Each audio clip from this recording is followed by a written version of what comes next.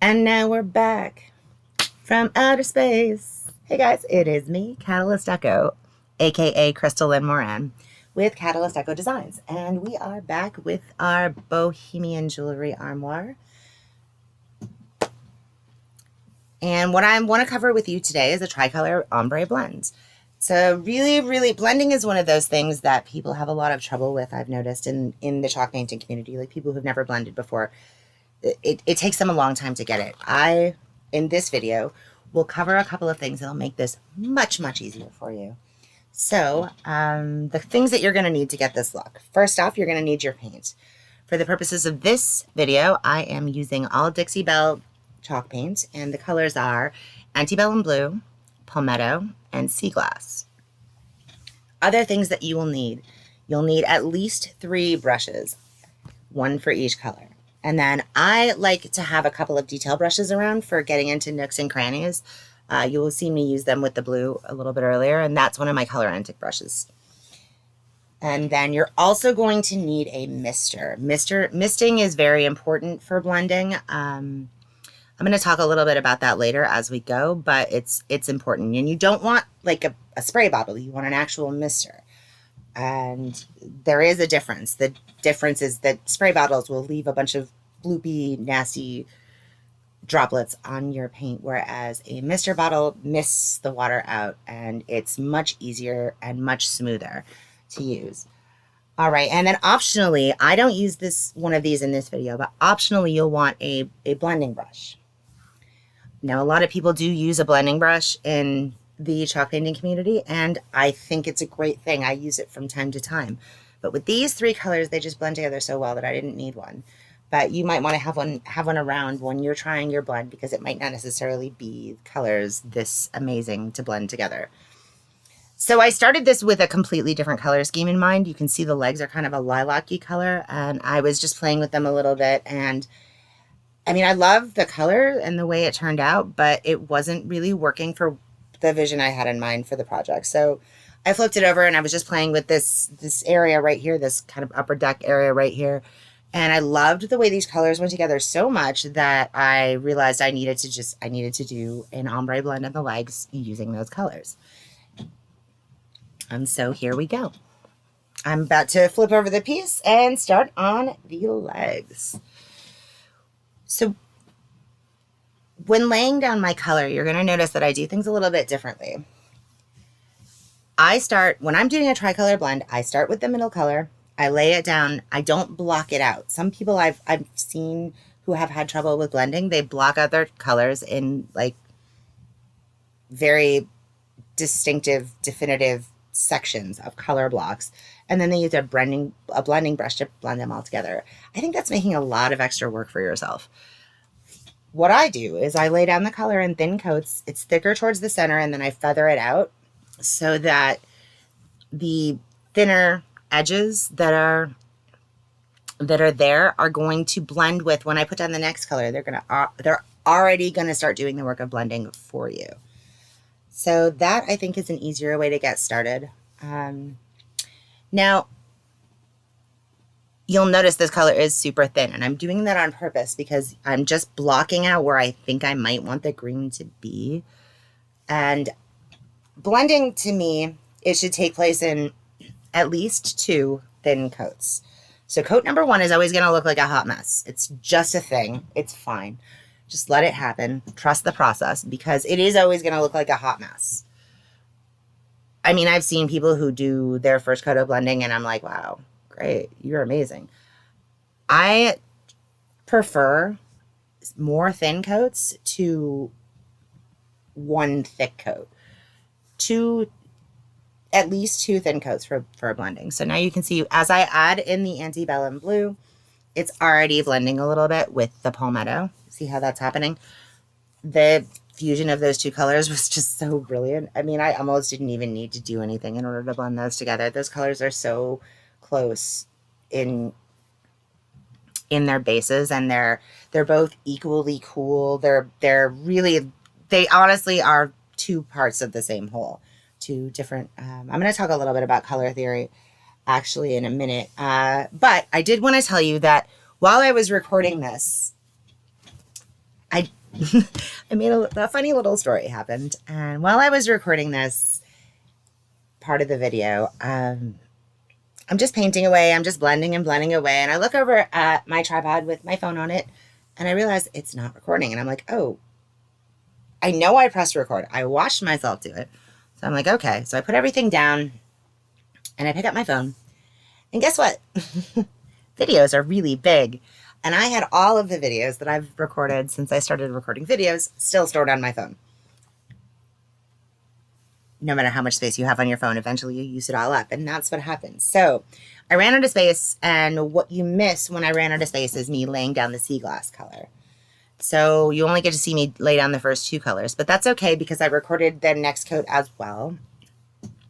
And you'll get to see that process starting in just a few minutes here.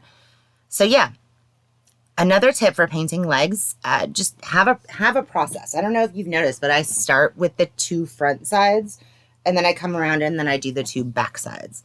That's my process for painting legs. I find it makes it a lot easier to get every little spot. Okay, so now we're on coat number 2. And I let this dry for about 45 minutes and then I set up and started. So it was about an hour altogether that I let it dry between coats. Dixie Belle paint dries really quickly and it's kind of great. You can let it dry all night if you want to, and I have done that on occasion, but for the purposes of this blend, I kind of wanted the reactivation factor to come into play. Because while I liked the first coat quite a bit, I wanted to refine it and I wanted to bring it in. I also find that helps. Blending takes significantly less time. When I first started out blending, I was letting the coats dry a lot longer, and I found that it was almost like reinventing the wheel for each coat. So it's, in my opinion, best to kind of do both your coats of the blend on the same day and then let it dry overnight. Let's see here. Okay, so you'll notice that I'm laying down color a little bit differently for my second coat, whereas the first one was kind of a little bit more haphazard. The second coat, I'm being much more deliberate. I'm using less paint and I am doing cross-hatch motions. Part of that is, there's two reasons for that. Part of that is to eliminate brush strokes, but the other reason is because of the shape of those legs, that beautiful kind of curve. When I blend on legs, I like to use the shape of the leg to assist me in blending. So like the blend will have a little bit, particularly on jewelry armoires, because I love doing jewelry armoires for this reason, because you can get like crazier and a lot more wild with your design. And it's not like you're trying to make people reinvent their entire room by purchasing your piece. So I love doing jewelry armoires because they're big enough to where you can do a lot more. Like you can do a bunch of different things, hand painting, stenciling, blending, etc. Stripes, whatever you like, add transfers, etc. Whatever you like. Oh, here we go. So this is a use of one of those detail brushes and how I'm using it to kind of block out shadows and define it. And I'm not using the Palmetto green here. I'm using just the blue.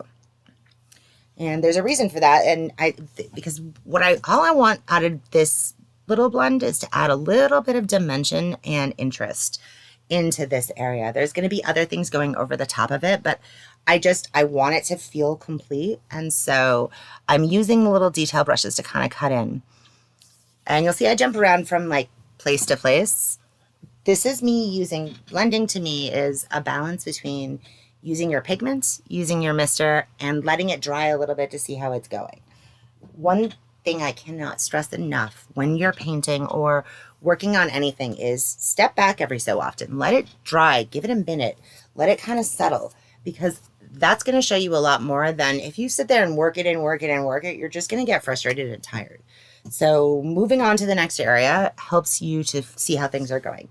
Like you'll notice on that first leg, there's a little bit of extra green where probably there shouldn't be any green. I get back to that and I smooth that out. It's just, I was looking at it and it was kind of getting overworked and I was kind of not feeling the way, like I had a little bit too much pigment on my brush and I felt like if I moved on, and then I could come back and work that paint a little bit better once it was a little bit more dry. One thing I love about Dixie Belle is this technique that I just explained about letting it, moving on to the next area and then coming back and refining it. Dixie Belle is self-leveling, and it also dries really quickly. So, but you can reactivate it with your mister. That's one of the reasons why misting is so important for blending. The other reason is that Dixie Belle is a water-based paint, and using water as a medium to thin it out is really just the perfect way. Some people use Floeterol for things like this, or to extend the wet time of their paint. And if you were doing something really complicated, like painting an entire forest scene or something of that nature, then I might recommend adding an additional medium to it, because it does dry very, very quickly. But for the purposes of blending, I actually want it to be drying fast, because Dixie Belle is self-leveling. That's going to be doing part of my smoothing work for my brush strokes, and also part of the blend for you. The colors, once they join together, there's kind of a fusion of self-leveling that happens that is really amazing, actually. And it's one reason why you need to trust the process, because it might not look perfect to you when it's wet, but when you come back to it, it's going to look way better. Okay.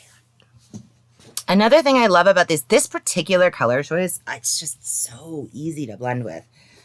And to talk about the reasons why, I had to get a little bit into color theory with you and the color wheel. I'm going to make a whole longer video about this at some point, because I think it's something that would benefit the furniture flipping community to really understand why colors work together, and how to use them and how to blend them and how to use them together for the best results. Pardon me. Ooh, I need to take a little bit of a drink. Voiceover work makes me really thirsty. But anyway, let's talk a little bit about color theory. So these three colors, they go so well together because they're all very close to each other on the color wheel. They're adjacent. Yellow and blue make green. So green already has blue in it. That makes it so easy to blend blue and green together. And then the sea glass is almost as if you took the Antebellum blue and the Palmetto, mixed it together with a lot of white. These colors work so well together. It's got a little bit of more of a mintiness than the Palmetto and the Antebellum blue, but they're all very cool tones and adjacent on the color wheel to one another. Well, the blue and the green are adjacent on the color wheel, and then the sea glasses is if you added white. And so that is going to make it so much easier. But like if you're looking for colors to blend for a beginner, these colors I completely highly recommend them, because they go really, it's just. So we talked a bit about letting it dry, stepping back and letting it dry. And so I did do that. I took a step back, I let it dry for about 15 minutes, and then I came back to refine a few little things. And blending is all about balancing paint, mist, and feathering. The actual blending itself, the physical act of blending. The balance is very important, and stepping back to see how it's drying really helps you see whether or not you're getting the balance. I think it's really important to step back and just let things go, just see what you're actually working with. When you're looking at something so close like this, you can get this very myopic kind of view, and stepping back to see the full picture is incredibly important. So I did that, and this is the end part of the video. Let's see, we have about 3 minutes left, and so I thought, I haven't really come up with a sign-off yet. I really want to be one of those people that has this awesome sign-off, but I haven't come up with one yet. So you're just gonna have to let me know in the comments below what you think of my blending method. And be sure to like this video and subscribe to my channel, because it is a great way to show your support and let me know how I'm doing with learning to make these videos. This one went a lot smoother than my previous videos, and it took a lot less time to edit as well. I think I'm getting a little bit more of the hang of this voiceover thing.